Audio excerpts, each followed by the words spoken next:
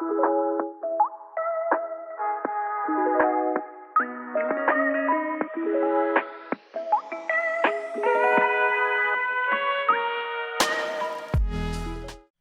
right, so we are going to be talking about The Boys today. What the hell kind of intro? What's up, everybody? Hey, what it do, you What's guys? up, every guys? Hey, every guys. I mean, we do have a majority male audience here, so that wouldn't be What inaccurate. the hell is our intro? You just gonna start? You just gonna start speaking? Jump in. No. Hey, Splash. everybody. Whatchamacallit? His name is Ed. His intro music. Ba-dum, boom. Boom. Ba-dum, bum. And now we're in. This is Ed. I'm Hutch, and we're going to be watching The Boys trailer and talking about this current season, which I have mixed feelings about. So, Bill, let's put on that trailer. Stop speaking like that. Like what? Bill, put on the trailer. Ah! We're ready when you are. News anchor over here. It's corrupt beyond repair. So we gotta save it. Friends, you better think again. It's not gonna be easy. We'll have to do some terrible things. For the greater good. You'll no longer be beloved celebrities. But the thought in the fewest of ways. You will be wrathful gods. That episode was good. Show me a little wrath. That doesn't sound good, Ashley. Oh, yeah, no shit, Ashley. Sorry, Ashley. The whole world is about to burn. We need someone like you, Billy, before the soups start rounding us up and dumping us off in camps. I have found the answer to all our prayers. A virus that kills soups. This is insane and desperate, even for you. Well, insanely desperate's where we are, don't you think, love? Let's go. Chop chop, motherfuckers. Alright, we can stop this for a second. So, that is from the newest episode, right? This little... It looks like it. Bruh. This episode, in my opinion, was the best episode of the season. And we've been talking about it the entire season. There's been different things. We're going to talk about it today, but I like this episode story-wise. We're gonna go down. We're gonna go down. We're not. You don't want to start with that? Why the hell are we gonna start with the end before the beginning? We're gonna talk about all our issues. Because I want to give the good first. No. The good exists because of the bad. We need to go through why we like this episode by laying down the foundation of the fact that something changed for the worse in The Boys. All right, you start. Something changed for the worst in The Boys. The Boys. The Boys. The Bois. And it was noticeable. Like even that's an before, understatement. even before I ran into the internet while I was watching this show, I've noticed a change. And of course, the change was that it seemed like people on one political side was being made fun of more aggressively than normal, where typically it would stand to reason that the boys made fun of just society as a whole, kind of like with South Park. You know, everybody is, you know, in danger, Right.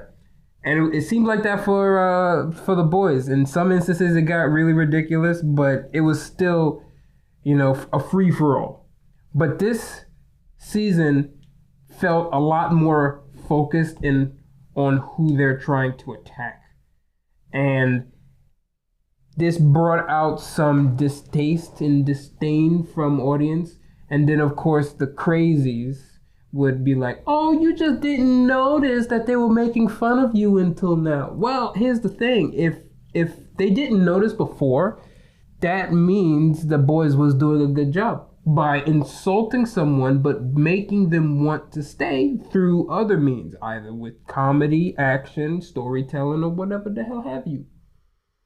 But something changed to make that noticeable, and it wasn't a good direction to turn. Right. That is problem number one. Well, let's stop there for a second, right? Because if I hear January 6th one more time in this show, I'm gonna lose it. It's been mentioned like 2 or 3 times. Twice, I think. But let's sit on that point. I'm already sitting, so might as well. I think that The Boys, season 1, 2, and even 3 were funny. It was a funny show, but season 4 has this very dark tone to it. All the shows, I mean, the whole show was dark. Like, No. Like, It's not funny anymore. It's not funny anymore. There aren't many scenes that make me bust out laughing. Actually, this season hasn't had one scene that made me bust out laughing. See, now I'm thinking. It's just kind of strange. Did I laugh? Oh, no. I haven't laughed. You didn't laugh? For what? Okay, that was funny. Yo, that shit was... Come on, you know damn well. Yo. Okay. He said.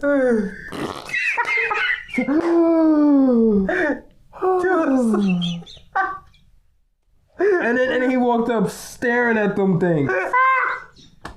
Yo, I replayed that moment so many times. It? Yo, You replayed the movie. it was his reaction. His reaction was priceless. Okay, dude had the face like, huh? Yeah. Okay. I will say I did laugh at that one. That one was crazy, but I didn't bust out on that one. Nah, I was dead. I almost had an asthma attack. Oh my god. You would have lost your boy that day. Oh my gosh. But the rest of the season it wasn't funny, you know? And I think The Boys has always been political. That's correct. So the people leaving comments about it be like, "Oh, it's always been political. You just didn't notice before." Like you said, the reason people didn't notice it before is because they focused on good storytelling and making it entertaining. Why do we go to comedy shows? To laugh. Why do people sit in the front? They get know ragged they're on. going to get made fun of, but they still laugh because if the comedian's good, the jokes are funny, and you realize there's no harm in it, Yep. right? The Boys had that. There was really no harm in it in seasons 1, 2, and 3. It was just funny and entertaining. But this season doesn't feel like that. It feels very divisive. Mm-hmm. And I don't think it's a good plan for them to choose one side like that. I also don't. I also understand that they're trying to connect reality with this boy's universe. They are. But it's like there's a level of realism that you have to bring into a show where everybody has superpowers. Mm-hmm. You know, we come there like, what is the purpose of watching media that's unrealistic? It's for escapism, right? So my life is stressful. I'm gonna go sit down, watch The Boys, and let's see, because you know I just saw that there was an attack on January 6th. People keep talking about that. I'm gonna get rid of that. I'm gonna get away from that. I'm gonna pop a squat and I'm gonna watch The Boys. Well, that's the same reason that Americans, especially, but really right. any other country, love sports. Yeah, right. So I'm gonna sit down. I'm gonna watch The Boys. Right. The Boys go like, "Oh man, look at this, January 6th." I'm like, "Oh, come on, man." You trying to get away from it? Come on. What the hell? Imagine this, viewers. Right? Imagine you love baseball, you love football. You go watch your football game. It's Sunday. You just chilling, and all of a sudden, politicians walk out and they just start talking about political topics. When you were just trying to get away from all the politics, all the celebrities, all the BS. Yeah, I mean, it's already in your everyday thing without your will because they keep texting you for no reason. Right. Leave me alone. My message, bro, I get a message every day. Yeah, leave me alone. I'm just trying to mind my business. You see it everywhere else around you. When you're trying to find entertainment, you just want entertainment. And there's nothing wrong with fiction reflecting real life. It's commentary. Right, because that's what this is. The Boys is satirical. It's taking what we see in real life and it's making it a joke. It's making fun of it. Making light of it. But season 4 hasn't been making light of it. Season 4 has been targeted. It feels like they're putting things out there and they're actually interjecting their opinions into it, which is now making it very divisive. But which is weird though, because there's a lot of people that actually like Homelander, and Most likely not because of the character, but the actor. He's a funny guy. The actor. The cool guy. The interactions with Homelander and stuff like that. So people like Homelander, but the show wants you to really hate him. He's evil. It does. But it's like, you just can't not hate him. You just can't. Like, he's wild. Like, even though he's evil and he's manipulative and all of that stuff, the nice moments he has with his son, I'd be like, that's good. I mean, I get that point too. Like, but you're just missing the whole thing here. No. Remember in season 2? What? Was it season 2 when Ryan was introduced? Yeah. All right. So in season 2, he was all like, I'm sad. And then Homelander, he was trying to comfort him, but he really didn't know how to. Right. But it worked. Right. And Ryan, he leaned on the dad, on the arm. Homelander was just like, yeah, I don't know what to do. Like, he never felt that way before, but he wasn't mad at that feeling, but he was just confused. So I was looking at that, I was like, that's sad, but also nice. Right. And then in this latest season, where they had another bonding moment, it was kind of fucked up, when he was telling the Asian girl to slap the crap out of the guy. But that was funny. But I don't like that guy. That was another moment I really replayed. Yeah, when that was funny. I didn't. Not the slapping. I did. It was the interaction between Ryan and Homelander, where Homelander was like, right. It was mad playful. I was like, you don't see sides like that of Homelander anymore. Usually he's twitching, being violent. He's losing his mind. But in those moments, he feels more stable and playful. So what you're saying is what draws you in and why you like the character, or at least aspects of the characters, his ability to connect with his son, so the family. Or his attempt to, because he's not doing it right, and it's not his fault, But when he does manage to make that connection, you enjoy watching him try. It looks nice. For me, and I think a lot of other people that like Homelander, he's just entertaining. He's entertaining to watch. And there's nothing wrong with when you're looking at fiction for a character that you know is a villain to be entertaining. Yeah, look at the Joker. The Joker is entertaining as hell, right? But we know we're not supposed to go out and do the crazy stuff that the Joker does. Yeah, if there was a Joker in real life. Oh my God, get rid of that guy. Oh man. But it's fiction, so we get to enjoy. Yeah, and that's another issue I have. Like what? Where people try to get rid of the line between reality and non-reality, where they say, oh, you like Homelander, which means you would be okay. Like not even that you're like that, but you wouldn't be opposed to a real life Homelander. And I'm like, that doesn't make sense. This is fiction. I like the character for what it is in fiction. In real life, no, I would hate something like Homelander. Right. He's extremely oppressive, narcissistic, manipulative. Make your life absolute. Yeah, granted, he's still a victim because he was tortured as a child. Right. But ain't nobody care about that if they're the ones that's dealing with him. Exactly. If a tortured soul who's suffering hurts me, I ain't gonna care about his past. Heck no. Nope. But he's entertaining to watch, and that's the point. Yeah. But they're missing that. They're just aligning it with it's nonsense. But that's the thing. We didn't have these type of conversations season 1, 2, 3. Mm-mm. People just got to laugh at the show, make memes of it, and then enjoy it. and then gasp at the crazy shock, scenes, the craziness. This season, now you're seeing divisive, like it's just this huge division between the viewers. That wasn't there before. Mm-hmm. At least not to this degree. I didn't remember it at all, but maybe it was a little bit. It's crazy now. That's because of what they're doing in this season. So, and that's just the first gripe. That's just the first gripe, but it's pretty big. It's a big gripe. It's a big ass gripe. Yeah, it's like my second gripe, I would say, is the plot. Ooh, that was gonna be my third gripe. I'm not even. We already mentioned this, so now listen. This season's plot is all over the place. Why on earth are they adding subplot after subplot? It's too late. Things we don't care about. It's too late. I'm sorry, Huey's dad, bro. Bro, that was a waste of time. They were trying so hard to make me feel something, but I'm like, Yo, Who cares? What? When dude was dying, I lost my dad. When he was dying, I was sitting there like, yeah, what Butcher up to? What Butcher doing? Right, like, can you skip? We trying to see. Can we see what's Butcher? MM doing these days? I'm more so focused on Butcher and Homelander. Like, this season is really they're showing so much going on with Butcher that I think is important to the main story, but they're not showing him much at all. You ever watched Emperor's New Groove?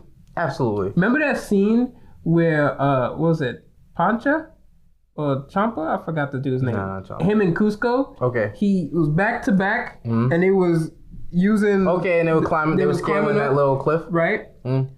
Those two, Homelander and Butcher, those actors carrying the show. Yes. But then they not being used, so they just trapped, and they gotta climb up, and then when they get up, that's when the show really peaks for me. And then when they go away, bro, it drops. It's like literally they're the two most interesting characters. You realize that right now in this season, they're getting the least amount of screen time. Why? Every time we see Butcher, they give us some sort of image that something's about to happen, and then they don't show us the Moon Knight shit. Bro, it's annoying. Let me see. It's annoying. What y'all got no money no more? Because we barely even seen superpowers up in this season. This season 4. Listen, they got money because they showed that spider squirt.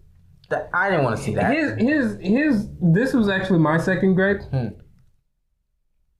Why the hell is every character, well, most of these characters are just sexual deviants. Like, yeah, we get it, they're freaks, but it's just like, do they all have to have the same type of freak? Right? It's like, Sage. Nah, what she did was grimy. These, then you got you got people that have superpowers, right? And every time we're introduced to somebody who has superpowers, they barely use their superpowers, and then they get killed off. Like, we don't know if Tech Knight is dead or not, but there's a huge chance that he is. And it's like, they said he had an aneurysm in this episode. I think it was a cover up because remember his butler killed him. Right. But it's like, so what is Tech Knight's power? He has super senses. They only showed it a couple times. He can see really well. He can hear really well, taste really well, and I guess touch really well. Like his sense of touch is like, top tier. We don't see any of that. We see it like once where it was when he zoomed in Huey. No, he zoomed in on Huey's chest and realized that his heart was palpitating a little faster than it should have been. Which then he deduced that he was nervous. That's about. All right, cool. It was cool. His name is Tech Knight, so let's see some tech. BDSM dungeon. Really? Yeah, And then who else? The fucking web weaver. He's just that was a waste of time for me because he's supposed to be like a Spider-Man character. So why did they make him dumb? He has no intelligence at all whatsoever. He's they make it seem addict. like he's like the informant. Right. They make it seem like he's the informant, and then when you meet him, he's just this gross dude who keeps shitting himself. It's bruh. Okay, that scene, right? The scene where he was shitting himself. The first time, I didn't laugh, but I saw the humor in it. After the third time, I said, are they literally gonna do this every time this dude talks? Every time he spoke, or every time someone else spoke, this dude did it again. And I was like, bro. And why does it make a fart sound? I don't know. This is how you know that the writing is starting to dwindle. Like, it's starting to fail. When they have to succumb to those type of stupid forms of humor, The Boys was always more of a complicated, like it was complex humor. It was niche. It was gray. It wasn't black or white. Right. But now they're trying fart jokes. They're trying to put everybody in a box. Starlight is 100% pure with no faults. Whereas that's not true. Whereas Homelander is 100% evil. 20,000% evil. Bone in his body. There's not a bone in his body. Like let's ignore the fact that he wants people around him that makes him feel normal. Well, now we're moving in at point 3, right? Because point 2 was the plot, all these different subplots.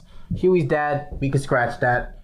The whole issue with Kimiko and Frenchie, I think that's a whole load of garbage. Yeah, we didn't even we started talking. Stay on too. Yeah, we started talking about the shits. All right, so crazy. We playing a video game, right? And I'm focused on the main story. So I'm doing the story because I want to care about the law and I want to care about the law. But I reached a point of no return. And one of those video games, where they said, if you got any business to complete it now, before you fight the final boss. Guess what the writers did? That's exactly what the writers did. The writers said, let's do all the subplots right now. Side quests. So we got Huey and his dad, and then we got Huey and his dad and his mom. Then you got Frenchie and his boyfriend, Frenchie boyfriend and his killer past and PTSD sadness. Then you got Kimiko in her past, and then you have MM and his past with his wife, his daughter getting into fights, the new boyfriend dying, right? Which was.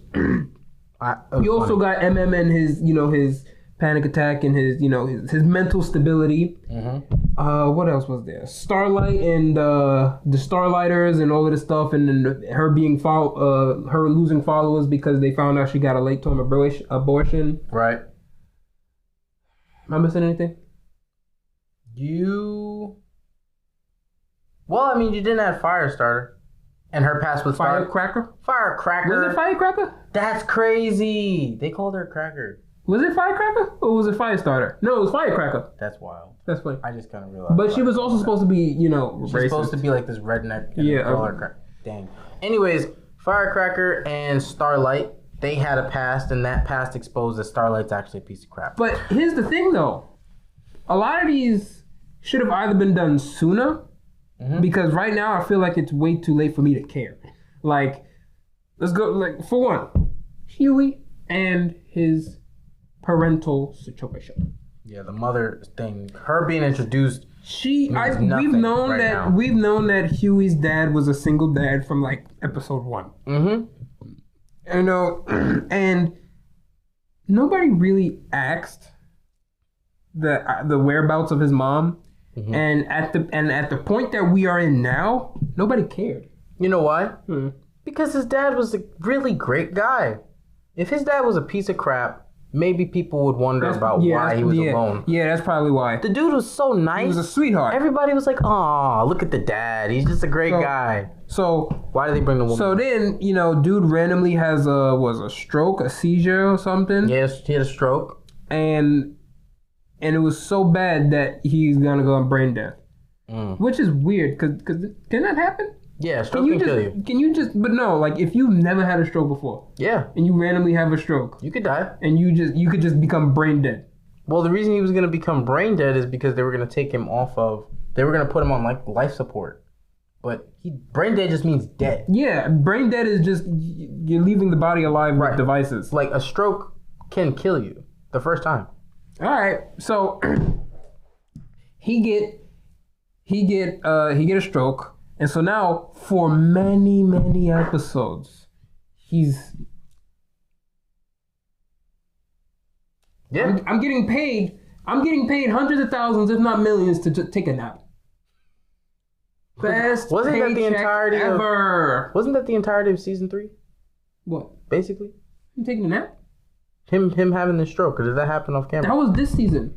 You're telling this season is the first season that introduced him having a stroke? He was alive and well in the first episode. He was trying to call his son to tell him about a show. And he had a stroke. And then he had a stroke pretty much after that. He's like, hey, son, I want to tell you about this show. This show is so wonky, so wacky, it's hilarious. All right, talk to you later, son. Love you. Bye. You know, that...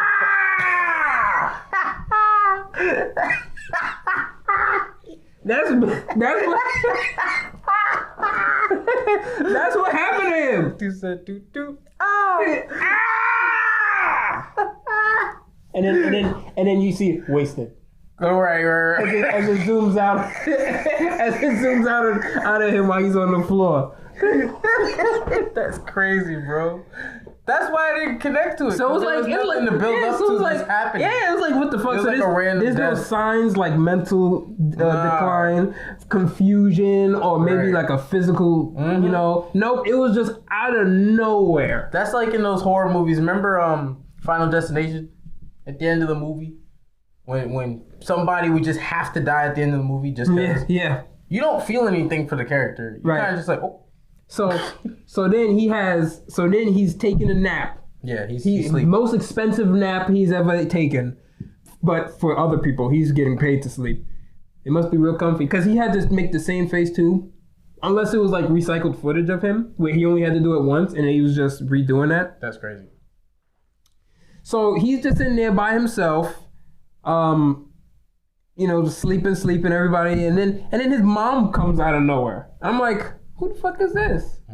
Mom? What? Why is the mom there? Who cares? No one cared. Nobody was like, yo, come on. What If you said you cared about that, you're definitely lying. Because why are you introducing this now? No one cared. And then, boom, bop, bam. They're arguing. They're doing back and forth. It's getting in the way of him being a part of the boys. Like, everybody's character had something that got in the way of them being the boys. Like, I wanted to come here to watch the boys, but every episode they're split up doing their own thing.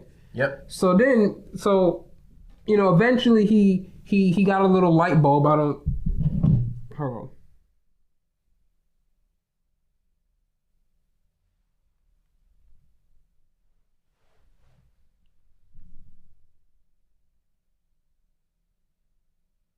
Yeah, there we go. Come on. What the fuck? Only you. There we go. Only you. He got a little light bulb over his head.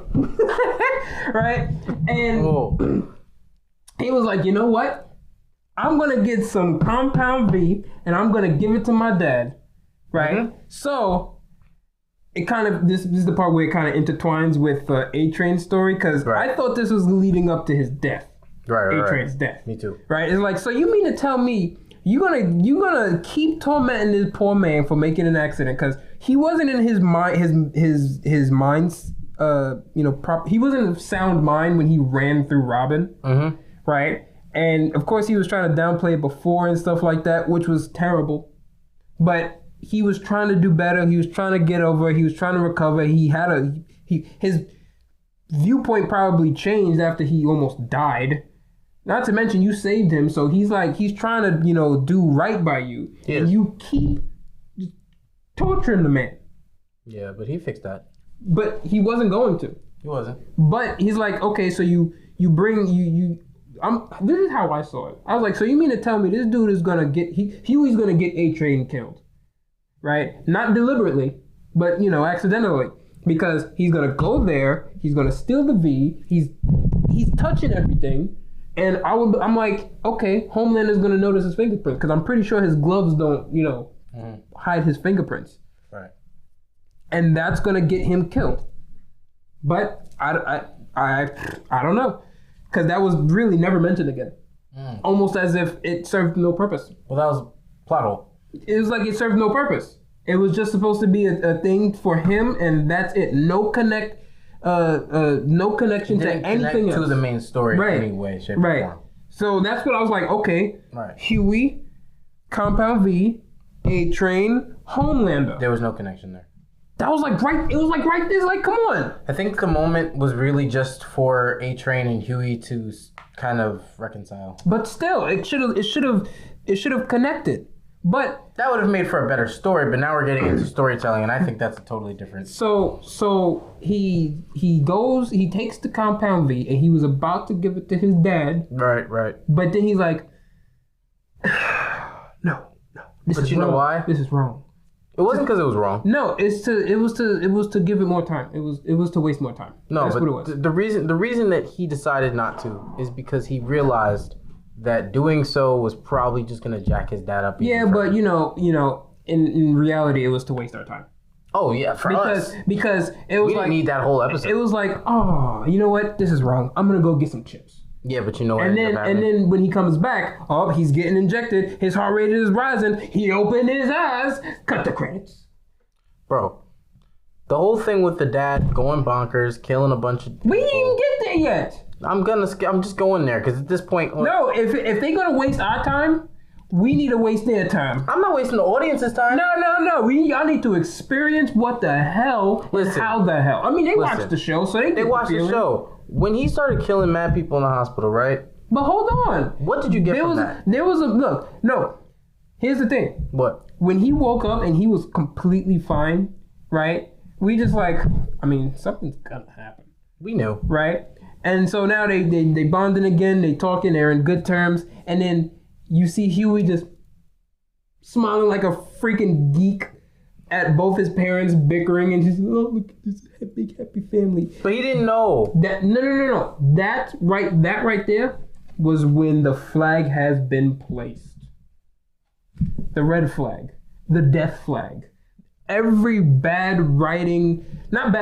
every bad sign in writing smacked you in the face right there. And if you didn't know that something extremely horrific was going to happen from the smile on Huey's face, it was like, oh, Huey's happy? You need to watch more shows. Honestly, every time Huey's happy, something bad happens in this show. Right. Every single time. So then he starts to forget things, you know, he's like, oh, what the hell's going on? Yep. And then, you know, that's when the rampage started. Yep. Quote unquote rampage, where he's killing. But some of the random killings, it seemed like it didn't even make sense for what he was doing. What do you mean? Like, okay, all right, maybe sure if he's trying to ask some help and his hand phases through the dude and takes out his heart and he's just like, huh? Right? Mm. But that dude who was spitting game from his bed at the nurse, that shit seemed so unnecessary. Like, it seemed like it was so unnecessary. It was annoying. It wasn't even. Unnecessary in what sense? Why? How? Like, just why did it happen, or how did it happen? Both. It's like he's like. Well, didn't dudes like Gus just kind of like? Psh. He's like, hey man, I'm a nice guy, man. I'll take you out. Like once my legs will come, you know. Right, and then he's just like, and he's just like, what the fuck? That's just the show, bro. What the fuck? That's the shock value.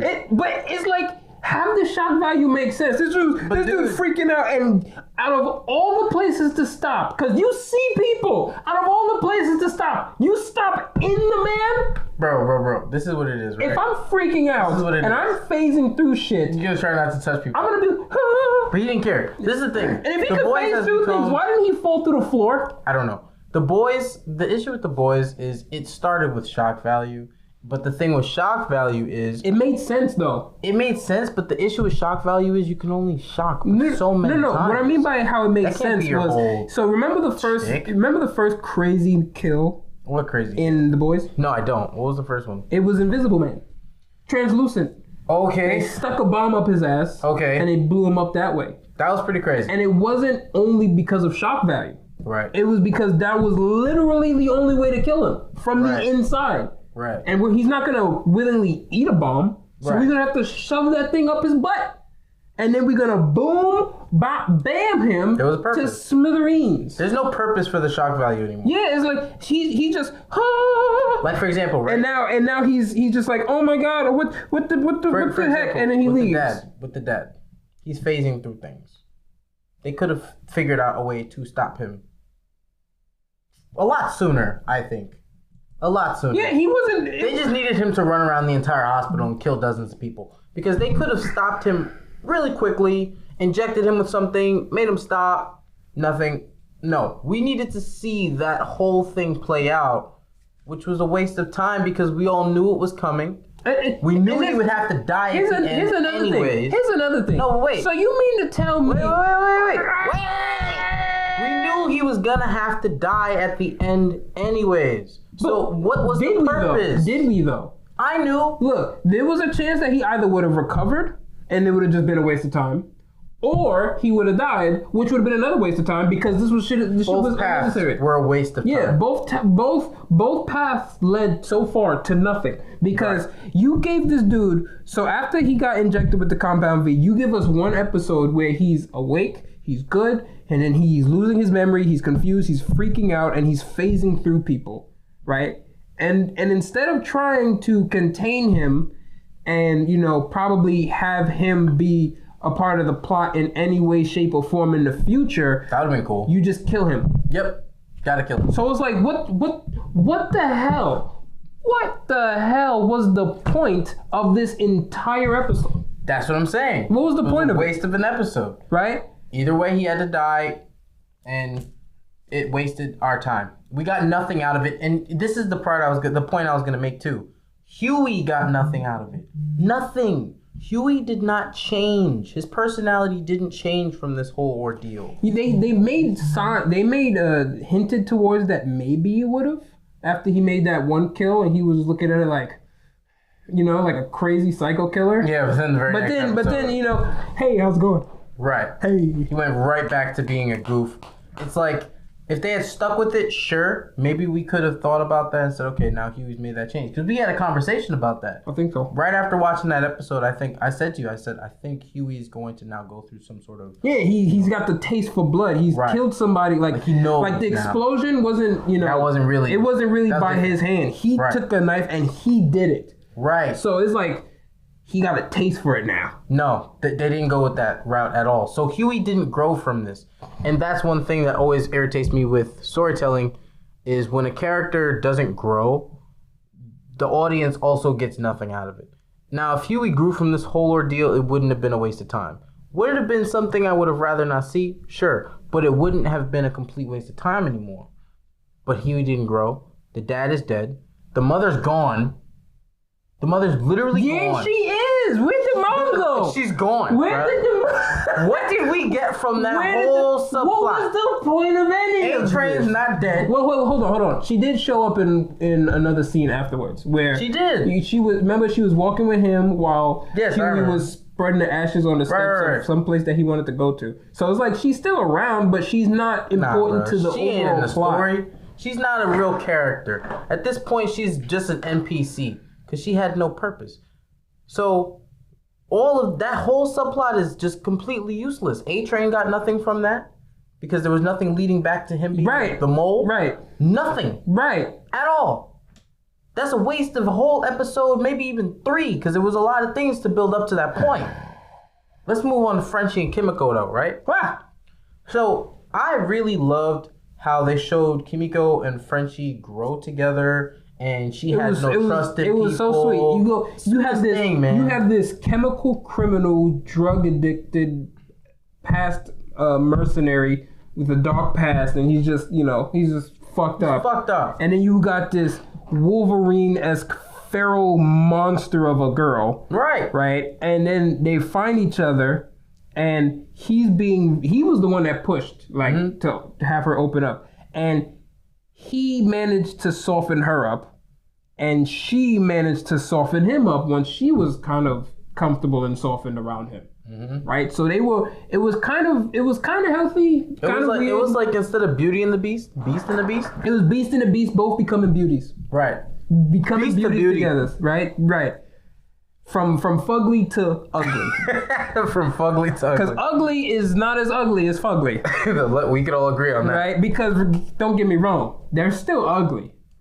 Right? They got a lot of stuff going on. They got a lot of baggage. But so Frenchie's worse. Right.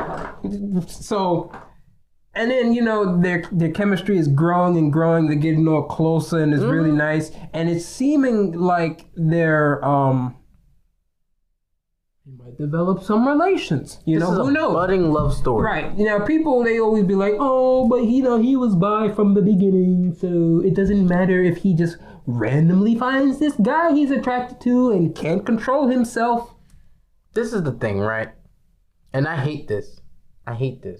Be careful now. I don't give a shit. Be careful. I absolutely despise when they show a character that is a part of the LGBT community. You treading thin water. Let me finish. You see this line right here? I gotta look at the camera. Don't cross this line. I'm gonna cross the line. You tiptoeing. I'm gonna cross the line. Dangerous waters you tread. I absolutely hate when they have an LGBT character and they have to hypersexualize that character. He went there. Just because you have an attraction to the same sex or even both sexes does not mean that you have no self-control. Can't save you no more. It takes so much away from Frenchie to do that. You in danger. I don't give a shit. You in danger.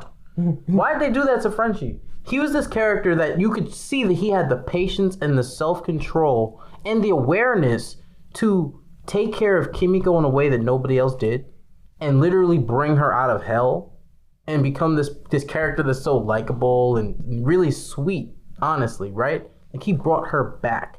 And then you're saying that he doesn't have the self-control to not want to smash the first guy that he sees that he finds mildly attractive? He wasn't even all that. But like, He was like average, friendly looking black man exhibit A. Bro, it literally diminished Frenchie's character so badly in my eyes. Because now you took this character that was likable, even though he had a lot of flaws, you could see that his heart was always in the right place. Where was his heart this whole season? In his pants. Right. His heart fucking fell to his pants and he was just doing whatever he wanted. And it made no sense for his character and what they built him up to be. And then you know, Kimiko was 100% fine. She was fine with it. Oh, it's fine. Go get some fine. Go get some eggplant. She's more devastated by the man being in prison and not wanting to talk to her than the fact that they were supposed to be together. That was another waste of time. Look, what was all of that about? It's just stupid. It's another waste of time. Because it's like, it was literally to give him a reason to isolate himself from the boys further. Right. Because everybody was being separated for which other reason. Guess what? You know why that's a waste of time? Because they brought him back. Right. There was nothing that they had to do it. Dude just said, "Oh, I made a few phone calls. It's like got you out." It's like you can't do anything about it. Dude finds man. Man finds man attractive man. Man and man just you know, I don't know, what do they call it? They sword fighting for like half the season. Half the season, yeah. Right? And then he starts to feel guilty that he killed this man's, which is what kind of piece of shit, pathetic, like, I know not everybody is built the same, but you a grown-ass man. You a big dude, too. Like, yeah, sure, you slim, but you tall as hell. You taller than Frenchie. And you had the fucking nerve to hide under your bed while your family is being murdered. Yo, when he said he hid under the bed and they showed the flashback, I was expecting to see like a teenager or something. But no, it was just him, like this, under the bed, fully grown. I'm like, are you kidding me? You saw in the scene where they was in the riot, dude got his ass beat. Dude. By people that were honestly, when they were running up to him, they did not look like they knew any type of fighting. But then, because he's mad at smaller than him too, all smaller than him. But because he's mad at Frenchie when he finds out the truth, now all of a sudden he has to fight. Where was that energy? Beat the hell out of Frenchie. Bro, where was that shit at? Where was that energy when... Where was that at? Yo, his family is haunting him right now. And he's like, ooh, where was all this energy when we were alive? Where was it at? Where was this fight before? Where were you? Bro, he literally had no energy except for Frenchie. I can't believe this dude hid under the bed. What a waste of character. Like a little child. While his family was being slaughtered. I would have...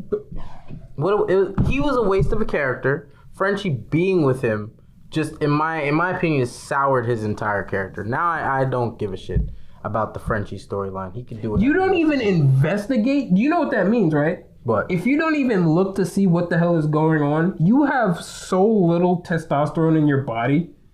Like, it's like you hear something strange in the neighborhood and you don't even decide to call somebody. Ghostbusters? Nothing. You decide to just, first instinct, go under the bed. Bro, you realize go under the bed. Even from under the bed, he could have at least tried to see who did it. All he saw was the ankles. He was too terrified.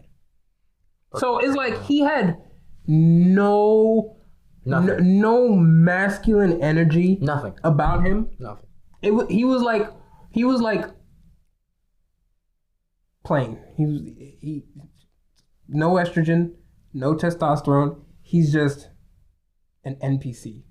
Straight NPC.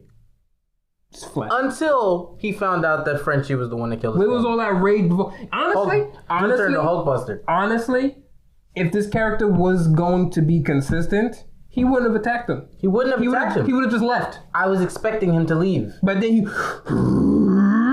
Dude transformed and I'm like, whoa. Where was all of this? Right, where did it come from? Where did this come from? Because, first of all, you are you're hyper...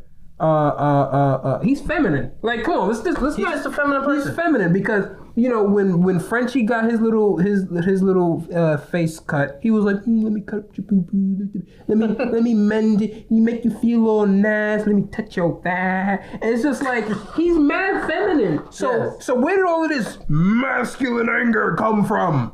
It came out of nowhere. It was just like a beast dormant, really, really deep. That's the problem. And his family being murdered wasn't the thing that snapped, that made him snap. Right. It was the fact that his family's murderer is his boyfriend. That's what made him snap. That's the type of crap that... Is he gonna come back? That comes from not flushing out a character problem. Is he gonna come back? Because if he comes back, I expect him to 100% be a villain who's on the side of Homelander just to get the hell out of Frenchie.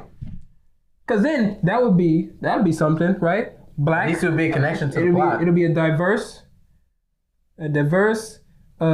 gay villain, right? See, that's the problem. He can't do no wrong.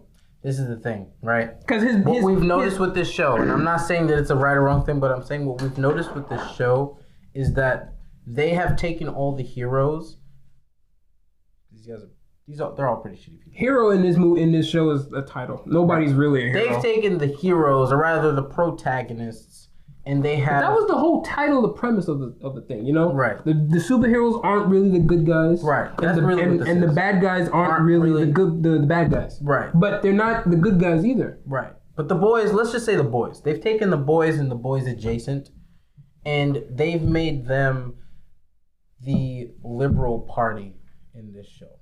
They're the representative. The boys or the seven? The boys. They're representative of the liberal party, right? But then the seven adjacent is very representative of the conservative party. And because they've hammered down on it so hard in this season, it's creating a divide. But I think it's also problematic because now we know that, a character like the one that Frenchie was with, I forget his name, and then Frenchie as well. Yeah, you wonder why you forgot his name? Because he wasn't important. He wasn't important. But, that character is obviously on that liberal side. So for him to flip sides wouldn't make sense. He doesn't fit in that conservative arena that they've portrayed the Seven to be, which I think is honestly crap, because how is the Seven really portrayed to be that way if you have A-Train? The Deep is definitely... I got a few thoughts on the Deep. Bruh. We still got a whole ass hour left, and I got a lot to say.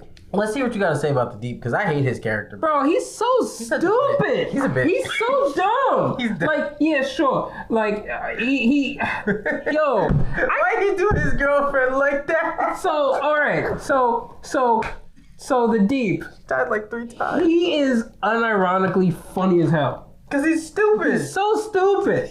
And the way he speaks is so hilariously stupid. So he's you like mean a to surfer dude. So he has an octo girlfriend. No. Right? Named Ambrosius. Oh, that's her name? Yeah, her name was... Okay, I missed that. Yeah, her name is Ambrosius. Okay. So here's the thing. I don't condone bestiality. What? He part fish. But he right? part fish. A capital butt. Capital butt. I shipped them. You shipped them? I shipped them. It would have been a healthy relationship. It would have been nice. It would have been nice. Plus, she can speak. She has human intelligence, so it kind of gets rid of the whole beast part, because the beast doesn't really understand. Right. It's like you're taking advantage of an animal. Listen. Whereas this part fish. One, he's part fish, and two, Ambrosius is mentally aware of what's going on and is into it. Right. She's basically part human. So nothing wrong with that. It's still pretty goofy. It's funny. She was funny to look at. She was also there since like season 1, right? She just didn't have a voice. Right. Until Tilda Swinton. You know? You knew that? Okay. Which is even funnier because it's like she's pretty much an esteemed actress and she stooped down so low just to play a friggin' octopus. She did a great job. It was hilarious. Bro, when she died? Hold on. Shut up. I didn't get to it. Spoilers, motherfucker. So quiet. So they're hanging out. And I even commented this on one of the YouTube channels. I think it was the Real Rejects. And some people kind of tried to explain to me what happened. And I'm just like, whatever. So you have Ambrosius hanging out with the Deep, which his real name is Kevin. Okay. All right. Okay. So they hanging out, and it was a little cute, you know, whatever. Tee hee hee, you're tickling me. It was a little worse than cute. Right. Some non-cute things. Right. They talking dirty to each other. They just chilling out, and then you know he gotta go because booty calls. Then the next time they show, they're hanging out of water. Right. We haven't seen this dude in water in a long time. So they're hanging out on his bed outside of water, air. Right. For an unknown amount of time. Right. For an unknown amount of time. So then the next time they're arguing because, you know, she's calling him out for his nonsense and he loses his temper. He has no self-control. You shut the fuck up. And he breaks her entire fishbowl. And so now she's like, Kevin, I can't breathe, Kevin. Kevin, please come back, Kevin, I can't breathe, Kevin. Bro, she died 3 or 4 times. Kevin, I can't breathe, Kevin. Kevin.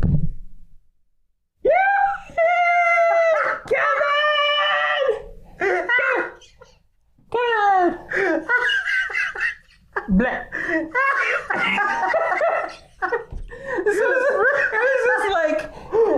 It's like, are you done? That scene was so funny, and I'm pretty sure, I think they tried to make it funny, but it should have been serious. And then it's like, bro, what? And then why is her final words, I love you? It's so stupid. It reminded me of that scene in Deadpool where he just kept coming back. Yeah. It's like, bro, if you're gonna do it already. That was like, we've seen those type of things. That's a trope. And so then, it's a trope. And then you got poor old Kevin here in like this death trip. He's not even doing it right. He's just right. You got the camera going around him. It looks so damn goofy. And then Homelander's like, hey, bro. Did you get all that? He's like, huh? Oh yeah, no, sir. Yeah. Oh yeah. I'm weighing. I'm locked in. So what I'm gonna do for you, I'm not scared anymore. I'm gonna kill each and every living creature in the ocean if you ask me to. And Homelander like, okay. I was talking about YouTube views. Right. I was talking about subscriber count, but you know. It's like I like the energy. Just get out of here. Yeah. Attaboy. Right. Bruh. He's tripping. Like, what the hell? That was the closest thing to the original The Boys. It was so stupid. For the whole like the way he was whole season. He's not a serious character. He's stupid. So when you establish this character for being pretty much a joke, and then you try and give him stuff like that very abruptly, it's not gonna stick, and it's gonna be comedic, right? This is supposed to be like a serious turning point. His only anchor to the aquatic part of his life has now been destroyed, and he's having a mental break, and he's like snapping. But if that was like a slow burn, like where they was forcing him to eat, see, and he really hated it. All right, but this just came out of nowhere, and now he's just like, I'll kill everybody for you if you ask me to, sir. It's like, oh, okay. I'll be honest. The Deep is the most consistent character in the show. He's so stupid. He's the most consistent. Even when he's trying to be serious. He tries his best. He tries so hard. He sounds like such a... But in the end, it doesn't even matter. When he was cursing out Ashley, when he was trying to be threatening to her, right? That was not threatening. It's his enunciations. It's his like how he you fucking bitch. Like, that's how you curse? The only reason she was afraid of him is because she knows he's physically capable. You know of what? You know. harm. I think he speaks so clean. He's very proper. He's like. He doesn't even curse. No, when he does curse, it just sounds strange. It's weird. But it's still very clean. Like, he doesn't, man, fuck you. Nope, it's, man, fuck you. You fucking bitch.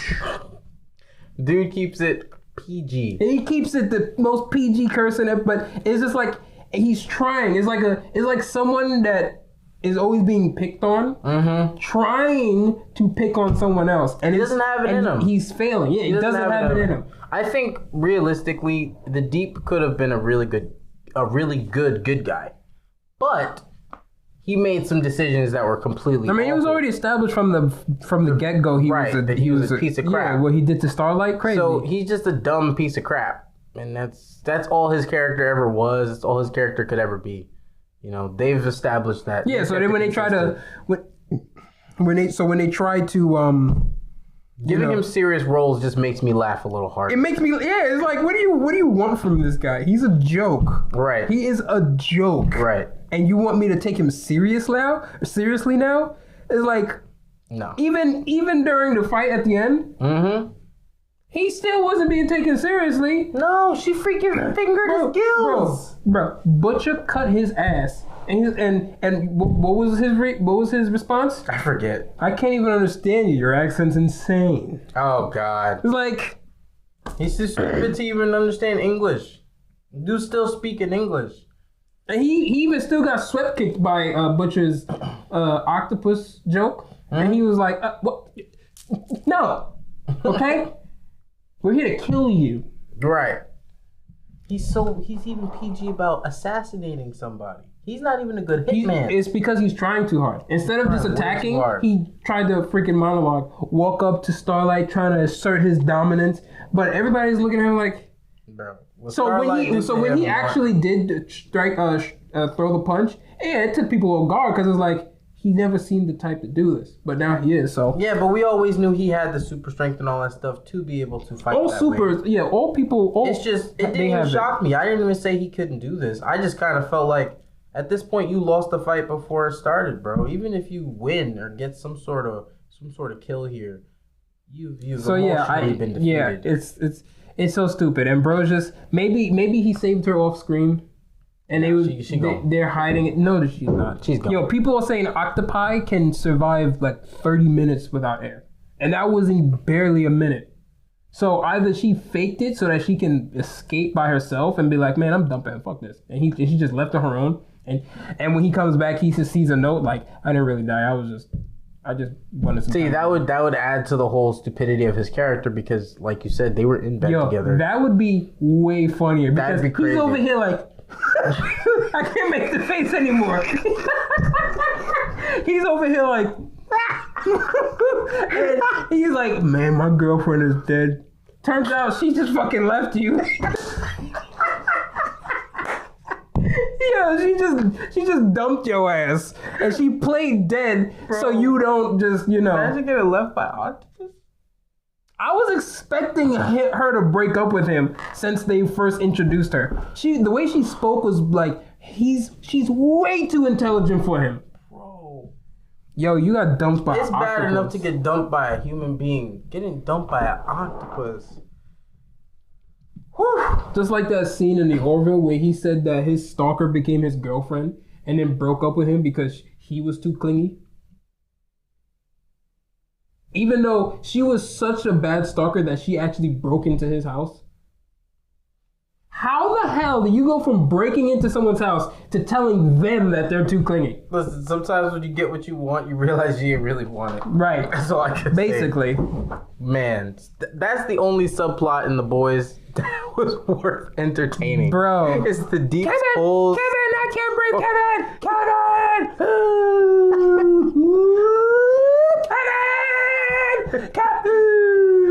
But okay, so that last one was harsh. It's like, because then she was like, I love you. Yeah, she was trying to hurt him. Right. And then that's why he made. Right, dude was messed up. That's why he made that stupid face. I'll kill every fish in the sea if you want. Right, because you already killed the only fish you cared about. I got a taste for ink. I mean blood.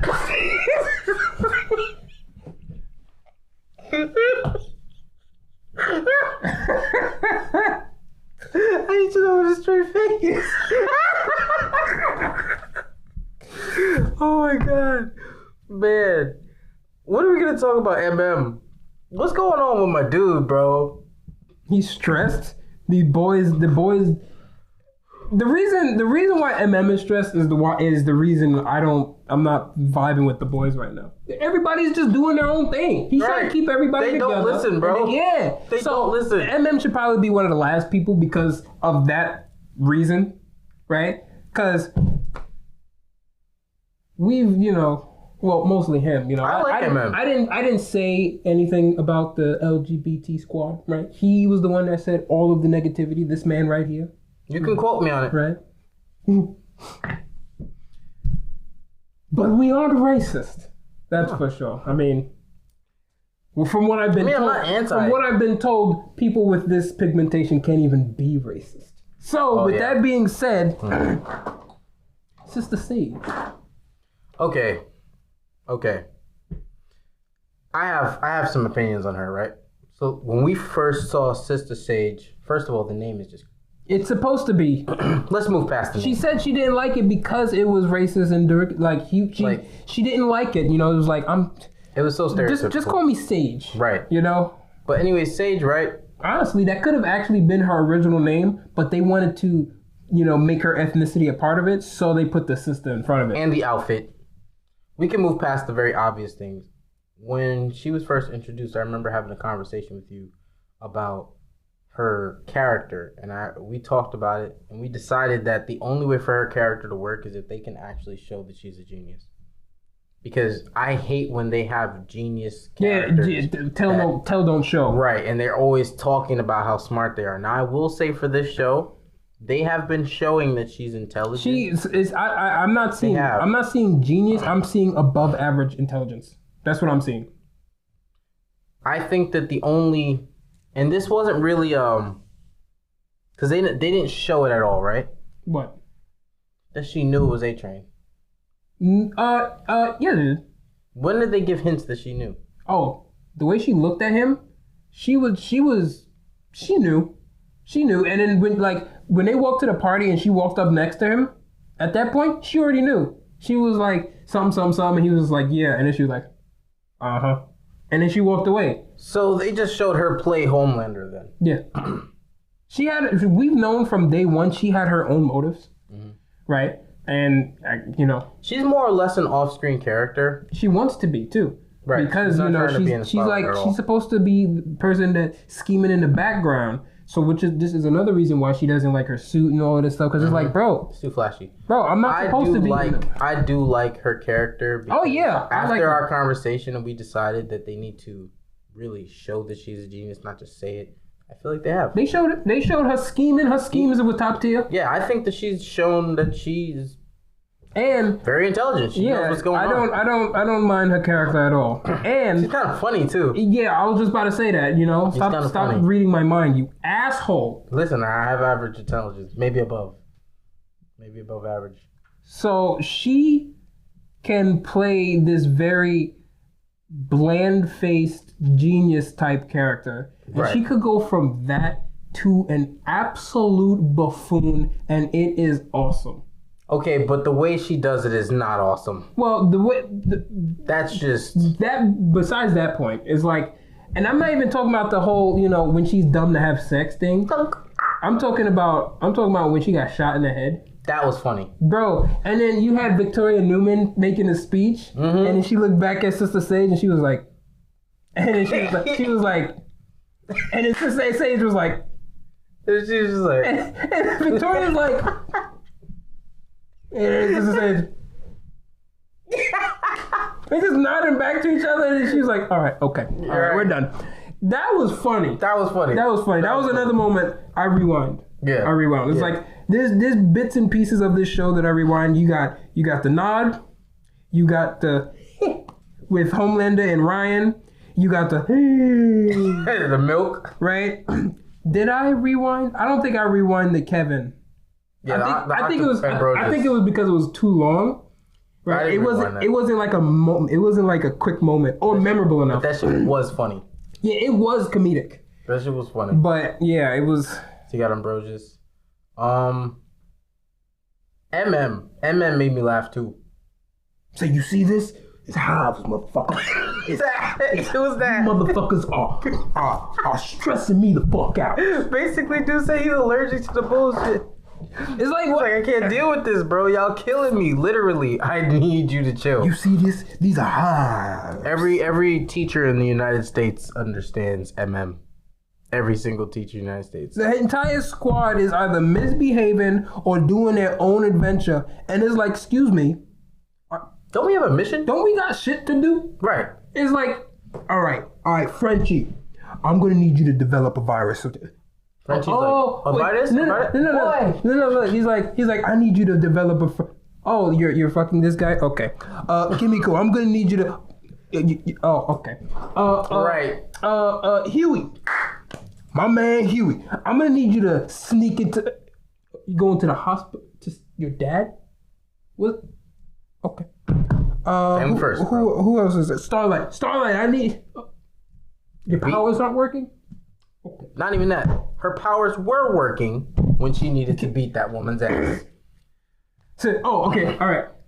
Starlight, I'm gonna need you to stay here. You're gonna go in. You're gonna turns on the TV. You're going to go and attack this person. Oh, okay. Watches her beat this woman down. Then come back and say her powers don't work. Should I call Butcher? No. Don't call Butcher? You shouldn't call Butcher. But Butcher's gonna come in anyways, even though you told him. Butcher, I told your ass not to come in. Butcher. And then Butcher over here.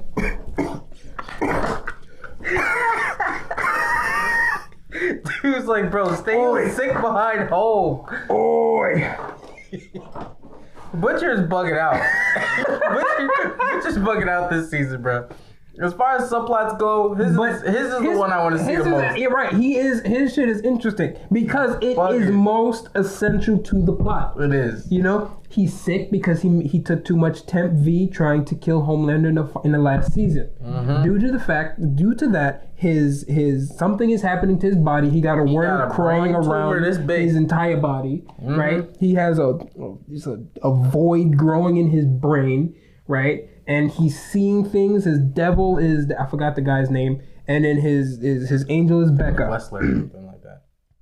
Kessler. Something like that. Right. And then, so the devil is trying really hard to get him to do bad things. And I'm pretty sure it's because he's listening more to his angel. Mm-hmm. Right? That's why she's not really appearing anymore. Mm-hmm. Because he is going against the devil, even though he's like, hey man, chop off this dude's leg, force him to do this, don't tell him this, and he's doing it anyway, right? Because now he knows, all right, if you're in my head, all the things that you're telling me to do, I want to do, I know that I'm not a good person, so I'm not going to listen to any of your suggestions. Correct. He has enough self-awareness to do that. That's good smart. For Butcher. That's kind of smart. Good for Butcher. Right? So... And it paid off. It did. It paid off because Ryan, and that was another moment that I rewound. Mm-hmm. Right when Ryan did his good thing, and then he was like TV show, and then Butcher was like, "That's a fucking beauty." Mm-hmm. He felt real good about himself when he did that. When he said "wanker" to the dude, that was funny. Right. That was funny, and I rewound that. I want to speak about that actually. With the Ryan scene, because we talked about it earlier. I did like the fact that the writers were aware enough to show that shows like if you see something, say something. Right. Report your parents. Report your dad. If you see something, say something. It's like everyone's the enemy except you. Right now in our society, we have allowed children's shows to mold the character of your child. Literally, just create a new kid. They're raising your kids. The writers of these TV shows, the producers of these children's shows are raising our children before any parents can even think to try. The things that they're showing them, it's insane. So I like that The Boys was able to showcase how that happens. You have a child on the show. You got these puppets. Everything looks all colorful and nice and harmless. But what they're actually telling these kids to do is freaking awful. Report your parents for not liking superheroes that are killing people in the street. Mm-hmm. Are you serious? So yeah, stuff like that. I appreciate the show for that because it shows that there is some level of awareness. I don't think the show is all bad. I'm still watching it because it's still good. It seems like there's an internal battle taking place where someone actually wants to tell a story and then someone's getting in the way, and it could have been happening like that for a long time, and then in season 4 the person that was getting in the way had their way. Right. For the most part. So yeah, and we still get to see these moments. So instead of hints of the person getting away showing up in The Boys from the past, now you only see hints of good writing showing up where it was the inverse. I hope that changes for season 5. It needs to. Now, it really needs to because the reviews of the show, it's gone down. You know, the show the show was in the it was in the 70s and the 80s, but now it's like in the 50s. The show is divided down the middle. It really is. The audience is divided. We're gonna see in the comments for this episode. I don't know how people feel. I don't know what's up with Hollywood in politics as well. I don't understand. I do understand the whole divisive part, you know, because if you keep your opponent divided, they're easier to conquer. If you keep them distracted, Art of War. Yeah, if you keep them distracted, they won't notice all of the heinous things that you're doing. Absolutely. And once they're unified, they will realize that there are more of them than there are of you, and in reality, they're the ones with all of the power. And they don't want us to know that. So they do things to keep us distracted and divided. Fight amongst each other instead of coming together against us. You know, if I need to fight China, I'm gonna have to make beef with China and Russia so that they're distracted, so I can machinate in the darkness, in the shadows, and nobody's gonna see me do anything until it's too late. That's what they do. This is why they're doing it in this country all the time. Yeah, this is why. Like race, this is religion, why I don't like the government. They do all of this stuff to keep us divided, so that we're so busy fighting each other that we don't see that they're taking our money, funding wars, doing all of this stuff, and not helping us out. And then when we kind of start to pick up on it, they say something that just gets us going all over again. It's like. They just restart the cycle. They have it down to a freaking art. Well, really, society is just one big wind-up toy. Yeah, but it's like in Hollywood they're doing it where they're making fun of one entire side, and then it's like, you bully me, right? I get upset. You get upset that I'm upset. You call me names because I'm upset that you were mistreating me. I stop going around you, right? Because me being around you to bully me was my choice. I stopped going around you. I'm the bad guy? Well, that you have to be the bad guy so that there's a reason for you to come back. That is manipulative. That's gaslighting. That's just so abusive. Yeah, but that's what's been going on. And it's so accepted. And it's like, how many times is this going to happen? They use, like I always say that they use black people and minority races in Hollywood like a sword and shield, where they make a show and they either have no faith in it or they are so lazy that they don't care to put effort into it, and they put it out. But they have the lead role being minority, woman, or anything. And popular. Right. Not even popular. It's just minority. I found popular. Minority or woman, right? And so now that source, that form of media is immune to all criticism. Well, yeah, they're protected. It doesn't make sense, because when was the last time a movie or a director properly took an L? It was like, you know what? Yeah, this movie wasn't that great. Yeah, I'll do better next time. You know what a good example of that is? The Woman King. So, did she take the L without calling people sexist? No, so I'm saying a good example of what you're explaining is the Woman King. Oh, yeah. Because the director was black, because the majority of the cast was black. They use it as a sword and shield. So what they do is... Saying anything against it was saying you're against black women. The shield, right. Anti-feminism, all that stuff. The shield is, you can't attack me, right? Right. But if you do attack me, I'm going to use the black people's sword and then make the black people's shield and make a black person's sword, and I'm going to attack you with all of the ists, phobes, and all of the other names. And it's supposed to dissuade you from criticizing or critiquing my stuff any further. Well, really, and it's like is a black card. And it's like, how many times are they going to get away with this? Because they can. Because at as many times at this point, you should know.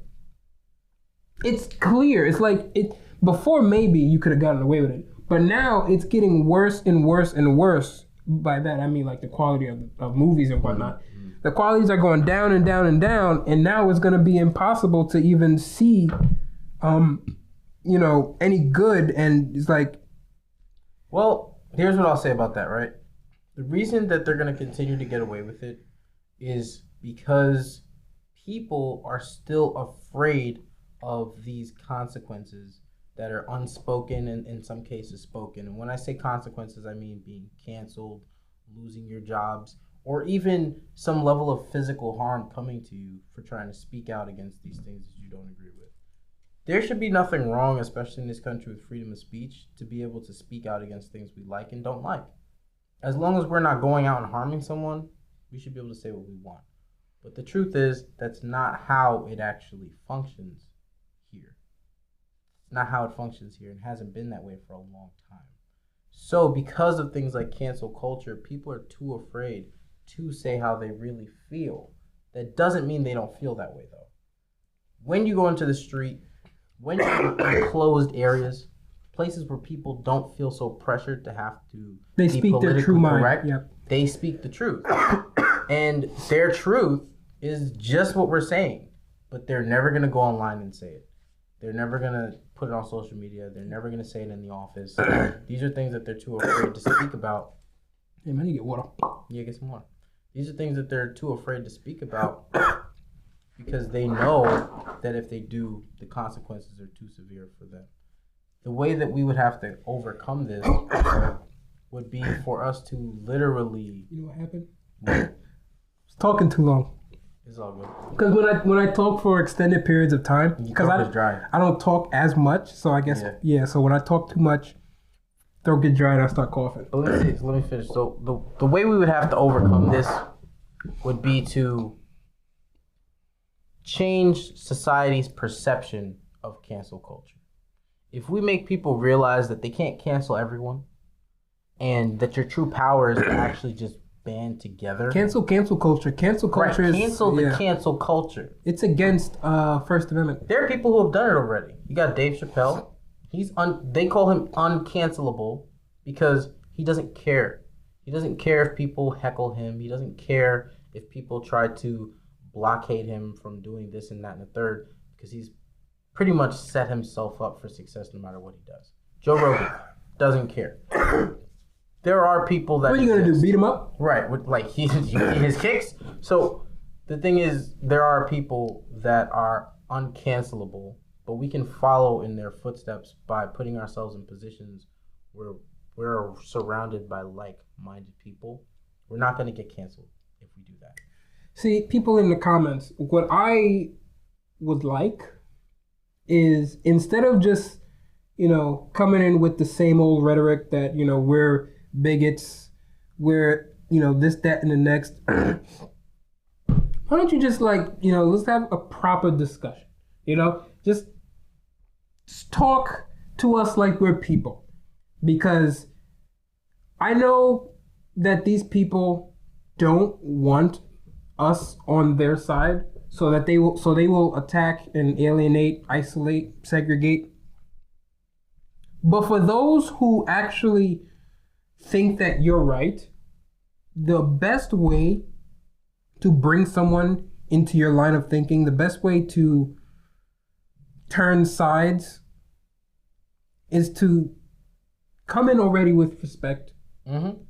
Share your point of view. You know, some of the stuff that we could say could be wrong. Some of the things that you could say could be wrong. Acknowledge the things that we said right. So I'm giving y'all a strategy here, right? Acknowledge the things that we said right so that we can lower our guard, right? Now, once our guard is lowered, then you start to come in with your side, the stuff that you think is the high attractive part of your point of view. And if you are successful, you could swap sides, but you go straight to attacking or belittling and doing all of this stuff, and all that does is solidifies the other side, the opposing side, in their ways, because they're like, you just said whatever I think is stupid, that should turn me. No, I'm not. I'll add to that. I think that people come into these conversations ready to attack because they're emotional. They're already heightened in their emotions. What people need to learn to do is to actually take the time to calm down. They take a step back. Back. When you see something that really upsets you, don't just respond right away. In the heat of the moment, yeah. Because take a step away from the situation, calm down, cool down. Then if you still want to say something, you come back. But that's the issue, it's the internet. Right. If you treat everything is so quick. Yeah, if you treat the internet like you treat life, there will be less conflict online. Right. Because, you know, but people feel emboldened by the fact that there's no consequences behind this screen. Yeah, if you say what you say to someone online in person, you could risk getting punched in the face. And you don't want to do that. So you say, you know what? Let me just calm down, let me try and gather my words instead of just calling him an islamophobe and running in his face, maybe just But you know what I'm noticing? I think you're wrong. I'm noticing that because of the way society conducts itself online, and because we have newer generations of people, they don't know how to actually going into the real life and doing these things too. They don't know how to act. They're taking that same mindset that they have online and they're taking it into real life, and it is causing some serious situations to occur. But they're not learning the lesson because they're so brainwashed. There's nothing wrong with coming to a conversation and knowing that it's going to be a debate. Me personally, when I debate with someone, I always try to find out what we have in common first, because that's how you lower the guard. That's how you can say, okay, we're both people, and even though we don't agree on everything, we agree on these things. So let's figure out how we can just share our opinions on the other things and maybe come to some sort of middle place. People don't do that. When you saw the way people were talking about the Furiosa video that I posted, they were so upset that when they would say, oh, you're so wrong, you're stupid, this, that, and the third, because I didn't like the movie, they had no actual details or anything to back up why they liked the movie. Yeah, they just went into attack mode and then... Right. They just went into attack mode, insulted me, and that's it. Meanwhile, I have a video that's basically an hour long of me talking about why I didn't like it, what I did like, and I should have, maybe if I do go back into that, I would talk about what I would have liked to see more of. But that's it. There were people in the comments that were able to see that, and they were like, you made some pretty good points. I disagree with you on this, that, and the third. Responded to those people. Yeah, those are the people that are worth a response. Yeah, they're the ones that are worth time. Right. People that just come in, say you're wrong, laugh at you, ha ha, he, this, that, and next, dismiss. They're not worth time. Those people probably did that same thing to like 20 or 30 other videos that day. They just go through videos, watch the entire thing, mind you, just so that they can make fun of it and then go on to the next thing. I mean, if that's what you want your life to be, go on ahead, but I don't find that to be very entertaining. But back to the boys, right? Because we've gone through all the subplots. Point number 3, I forget what point. Oh, point number 3 was the fact that some of these characters just feel off. Like Starlight. Her character literally is untouchable. What do you mean by untouchable? Well, you were saying that Homelander, they're trying to portray Homelander as the devil, the absolute evil, and they're trying to portray Starlight as a sweet little angel. But we know that's not true. Who's just Starlight has a crappy past. And just because, and this is really important, right? Just because a person comes to you and says, oh, well, I've acknowledged the bad things that I've done in my past, so you can't say anything bad about me. That does not absolve you of your sins. I mean, if you won't punch someone in the face, and then you go home, and then you sit, you haven't punched anyone for days and days and days, but then the cops knock on your door, hey, you did this, that, and the third, we're gonna have to arrest you. But I apologized. Oh, I apologized. I acknowledged the fact that I punched that guy, so you can't arrest me now. So yeah, let's look at Starlight.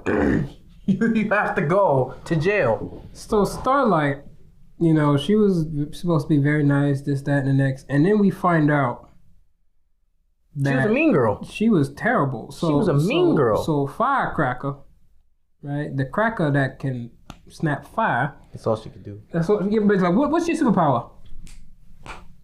Is that it? Hey, I can start a forest fire in the right conditions. Right, I could. There we go. There we go. All right. That's pretty nice. That's very underwhelming. Neat. But, so you mean to tell me you ruined her life? Yeah. She's over here doing the best that she could, and then she loses or quits or forced to quit because you spread rumors that she was let someone bang her, one of the judges, and she never was able to get it. That's pretty much false allegations that ruin someone's reputation for the rest of their life. Mm-hmm. She's not gonna just get over that. So for her attacking you like that, kind of warranted. Yeah. Then you said you didn't want to. You got an abortion, and did they say if it was it just an abortion or was it late term? I believe they said it was late term.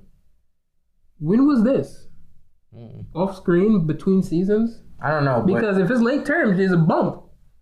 I don't know, but when she did it, obviously it goes against what Starlight was supposed to stand for. Right, but then she said her reason for getting the abortion, and she said she doesn't want to bring a baby into the world that's ending.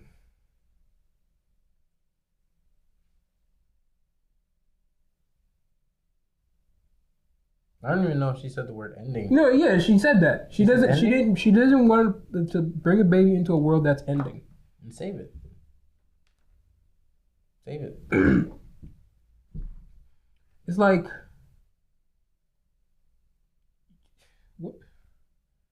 I don't even want to get into this because that's another divisive subject, and they're putting it in there for that reason. For that reason, because especially the way Huey because there's going to be people on one side, and there's going to be people on the other side. You know, like what if Huey wanted to keep the kid and be a father? You know, but it doesn't matter because it's her body and it's her choice, right? Very divisive subject. But now she's also trying to keep it a secret because she has the image of somebody who wouldn't. Why keep it a secret is the thing. Because she was ashamed of it. If you're ashamed of it, why do it? Because she didn't want to have the baby born in a world that's ending. And save the world. Better said than done. It's easier said than done. They don't even know how to kill Homelander yet. But most of them aren't trying. They are, but it's just like no. In order for you to kill Homelander, the virus would mutate into an airborne substance that would kill every soup. So it would kill Starlight and it would kill her baby. So it wouldn't even matter. Listen, where there's a will, there's a way. The only people who are keeping their head in the game right now are MM. And he had a moment where he was like, I quit because his health was in danger and nobody was doing what they were supposed to do. Yeah, what's up with that? What's up with that? Bro had a stroke. So he's getting, or a heart attack or something. It was a panic attack. He had a panic attack and fainted. That's what happened. It could be a heart attack later, they told him, right? Yeah, it said it feels like a heart attack, but it's not a heart attack. You're good. You're just your body trying to tell you something. You could get a heart attack later because of this. So chill out. So he's getting ready to run away. Mm-hmm. And then Adrian, he's like, what the hell is this? You know, you can't leave. You know, I did something really good. I felt really good about myself. You can't leave. Right. So what does MM do? He doesn't leave. You know what A-Train does? Leaves. He leaves. The very first opportunity. Once he realized that Homelander now knew that he was the leak, A-Train dipped hard as he got on the A-Train and he left the station. Bruh, he was gone. And the way this show is going, we only have one episode left. I don't think A-Train's coming back. I don't think we're going to see him until season 5. And that irritates me because they spend so much time building up this character to just have him run away when they could have really utilized this character for the Said I always hated your ass. Right. So another problem I have with this show is, yeah, sure, the powers aren't being utilized to do anything, which is why the fight was nice, because you actually see the powers being utilized the way they were supposed to be. Right. Besides Starlight. I don't really care about powers Starlight. aren't working. Yo, I don't really even care about Starlight. I'm gonna be honest with you. She's having but it's like they barely use their powers, and it's just like, come on, do something, right? I haven't seen. What are the Deep's powers besides the fact that he can talk to sea creatures and he can breathe underwater. Okay, so his powers and how many? And he has super strength. Yeah, he has a little bit. Like all soups have some level of super strength. Okay. So Deep, his powers are water based. How many times have we seen him in the water? None. Tech Knight, his powers are sensory. How many times have we seen him use his power and his powers? Once. In a dungeon. Kimiko's power is regeneration. How many times we've seen that? Decent amount. We see it a lot. We've seen it. I'm talking about in this season alone. Oh, in this season. You have Web Weaver who can make webs. Is that all? I guess so. Maybe if he's supposed to be exactly like Spider-Man, maybe he could crawl up walls or not. But they turn that into a fart joke and a shitting yourself joke. So how many times they use the power? None. Firecracker. How many times she used her power? What is her power? She can snap sparks. No, this is her true power. Her true ability. So it's like, and it's like, you have superpowers. Mm-hmm. Why the fuck did you run away from non-superpowered beings? All soups have a base level of they have some level of super strength. And you ran away from MM and the people after they killed your multiplication dude? If you can make fire, it would stand a reason that. But not all supers can regenerate. If you can produce fire, it's safe to say that your powers are ranged. You start snapping fire at these people, but instead you just run away. Man, she doesn't have it. So she doesn't utilize her power. She's a showgirl. She's not a fighter. Sister Sage. All right. I have no complaints with Sister Sage. I like her character. It's hard to see how she uses her power other than just being smart. Yeah, so exactly. Homelander. We see him use his power. I have no complaints with Homelander. We saw Butcher do a thing.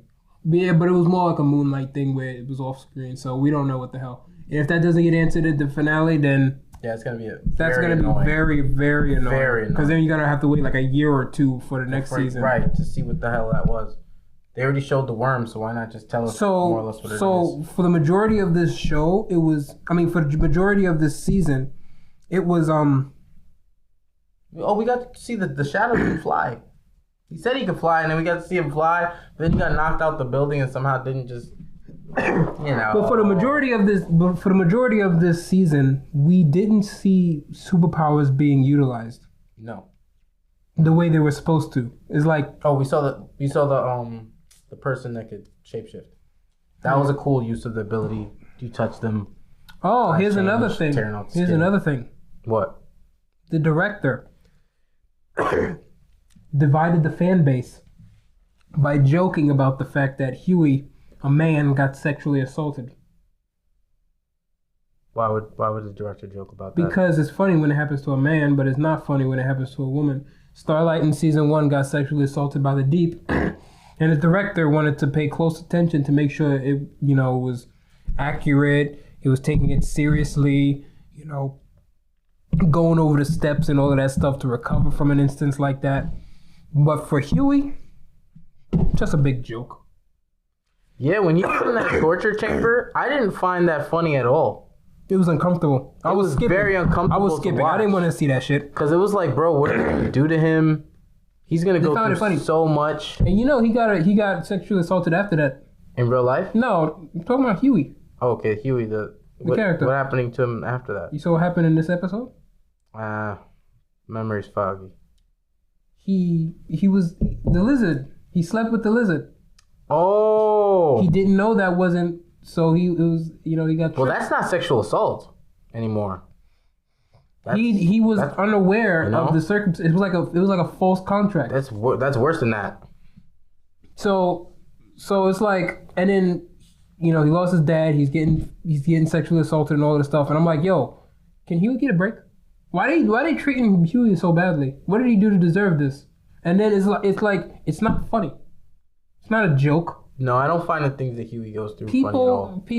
There are... Honestly, his fear is the most human of the show, and there are a lot of men out there that get assaulted, and being that society kind of molds them into saying that, you shouldn't deal with stuff like that, they don't.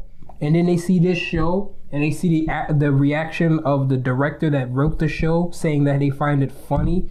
It further dissuades them from telling their story because they don't want to be made fun of. They don't want to feel even smaller than they already do. So they keep it within. And it's just despicable. It's harmful because hurt people. See, in Invincible, they took that seriously. Yeah. But we don't get that until probably the next season. Mm-hmm. But the boys, they brought that in and they just turned it into a joke, which is disgusting. It's really awful. But it just shows, the people that produce certain things, just because you have the means to produce something, doesn't make you a good person. Doesn't make you morally just at all. There are certain things you shouldn't joke about. Yep. And sexual assault is one of them. Yeah, 100%. I didn't even catch that it was twice because of the shape-shifting thing, but yeah. Like, yeah, sure. I mean, I found the humor in it because at the end, he was so knocked that his mouth was open. So I was like, don't let me find out this lizard Haktua is better than Starlight does. Well, the thing is, we didn't know that it was a shapeshifter until they showed the scene where she gets out of the bed. Besides the point. Yeah, but right before that, you could find the humor in it. But then the moment you realize it was shapeshifter, yeah, you're like, wait a minute. You're like, that's crazy, yeah, that's bro. crazy. And then it's like, what's up with the shapeshifter? Does he absorb the memories too? Because it seems like he did because he understood he knew the password. Yeah, but then when he looked over at Huey while he was in a coma, after you gave him that good old Haktua, she smiled at him. She was like, oh, he's so sweet. But then she went into killer mode. No, she didn't. She didn't go into no. She just unlocked the shit. Man, you saw that smile? It was a little weird. Nah, that smile was kind of warm. She went from smile to... Yeah, she made a warm smile and she was like, all right, now I gotta get to business. Probably does share the memories of the person. So it'll be funny if she wants to stay. Because Huey's man meat is just too irresistible. So she's gonna keep Starlight, the real Starlight, in prison. She's like, Huey is mine now, and there is nothing you can do about it. That's hilarious. What if the person that she copies has to be alive? I don't know about all that, but it will give Huey a win. Now you got two ladies fighting over you, Huey. One can actually turn into any woman you want. So would you rather there's this girl who was kind of mean to you that one time you were feeling insecure, or Mystique? Listen, Starlight, she's been really, really mean to Huey, man.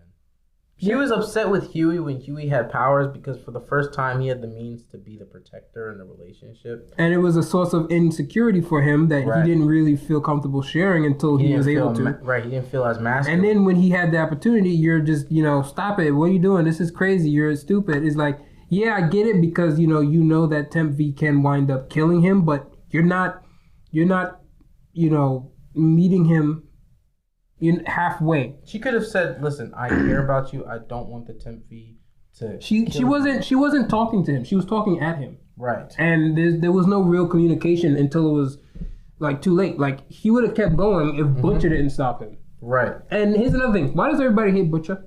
I don't know, because the way Butcher stopped Huey was by actually leveling with him. No, he didn't. He knocked him the fuck out. No, he had conversations with... No, didn't he have a conversation with Huey about his own brother, like he brother said, that died? Yeah, he did, but then he was like, I'm all in, let's go. Because he was going to keep going. And Butcher realized that this was going to kill him. So he needed to find a way to stop him. And, he's not really good at emotions, really. So he's just like, you remind me of my little brother. Knocked him the hell out. And it saved his life. Yeah, and Huey realizes this. So that would make Huey closer to Butcher because he realizes what he did, right? But then I don't understand why everybody else hates him.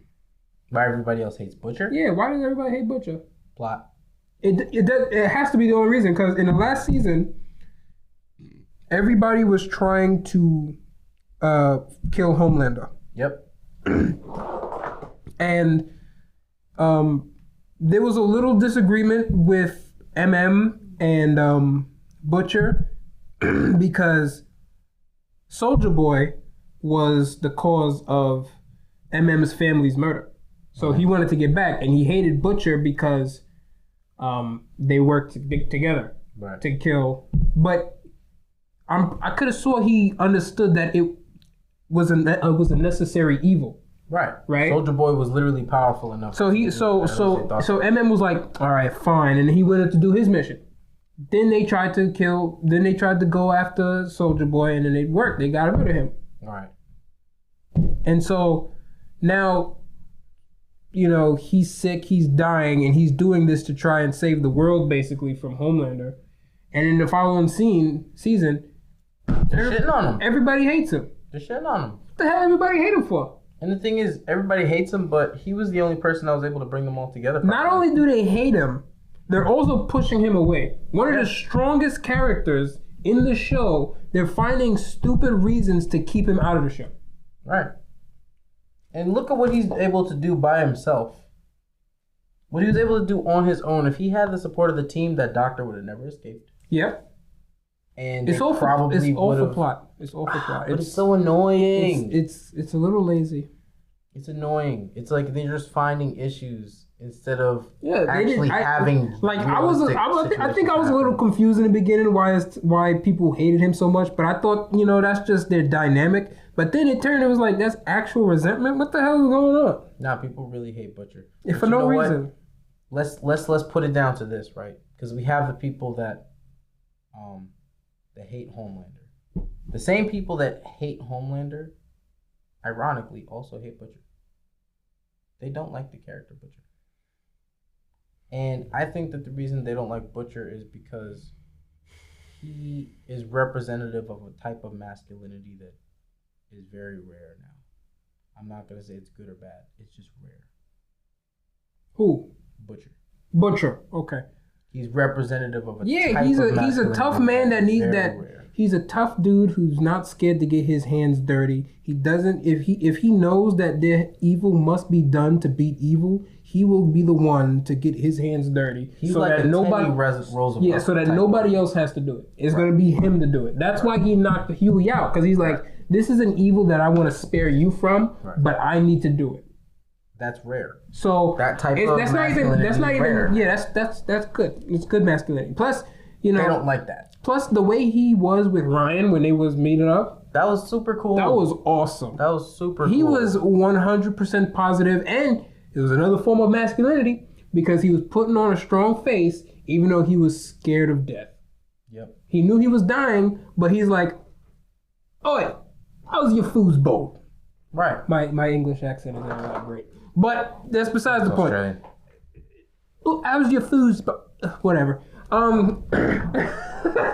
So it was real nice. He was chilling with Ryan. It was really nice, and he realized his goodness, kid. I don't need to poison him. Right. So I'm gonna dump it out. I'm gonna dump out the cookies. That's a big moment for Butcher. Yeah. And we see these moments. It's just they're so far and few in between. It's like, come on. They keep filling up the season with this kind of crap that nobody wants to see. It's like y'all wasted my time. I don't know why they're doing it. It's like a quota you need to fill, an episode quota. But if you write a good story, you can fill each story with awesome stuff. If you can't write the cohesive story in the time frame that you want to, I don't know what you're doing. Because they're getting paid plenty of money to do all it. of these side stories, they seem like a waste. Well, what are you hoping for the season finale? A direction. Just direction in general. Direction, main plot. Mm-hmm. That's what I want. I don't want Frenchie's boyfriend to come back. Leave that out. It's not important. I don't want Kimiko's sister to come back. She's also not important. I don't want to see MM's wife or daughter. Nope. I want to see Homelander. I want to see Butcher. I want to see Butcher's powers. I want to see the boys together, and I want to see powers being utilized the way that they're supposed to be utilized in combat. I want to see utility. I want to see creativity. Some strategy on both ends with the boys and the people. Well, actually, not even with the people with power, because they underestimate the boys. So the boys will overcompensate with their strategy, and it would even the odds between most of the seven. Mm-hmm. Maybe Firecracker is surviving. Yeah.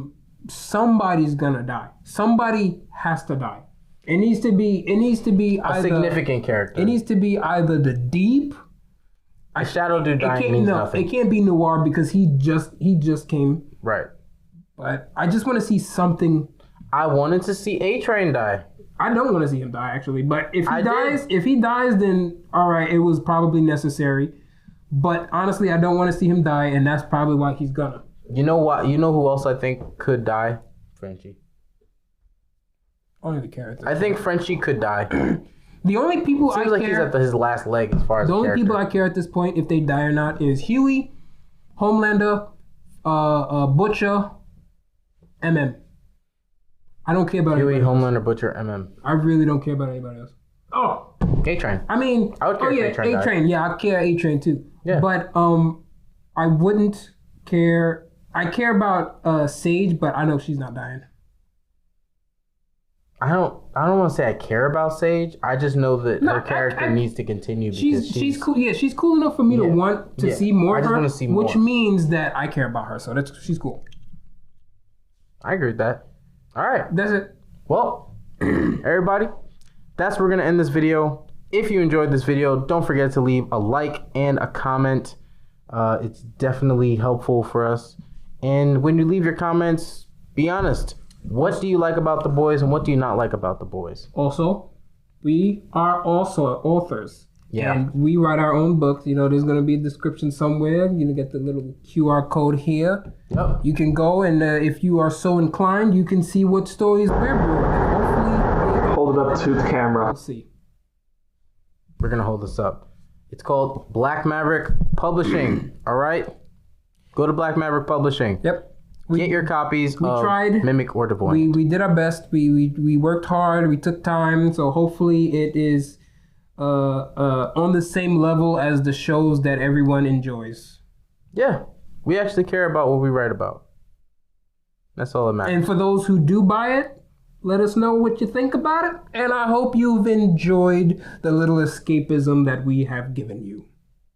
I think that's a good end. Later. Cut!